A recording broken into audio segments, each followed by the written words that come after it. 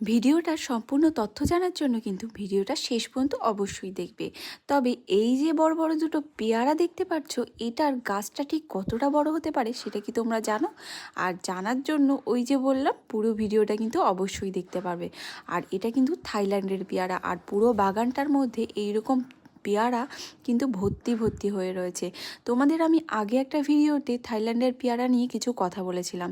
আর যদি অবশ্যই কিছু জানার থাকে সেটা নিশ্চয়ই কমেন্টে করবে। আর দেখো পুরো গাছটার লেট কিন্তু অনেক ছোট, আর এই ছোট্ট গাছেই কিন্তু এত সুন্দর সুন্দর পেয়ারা হয়েছে।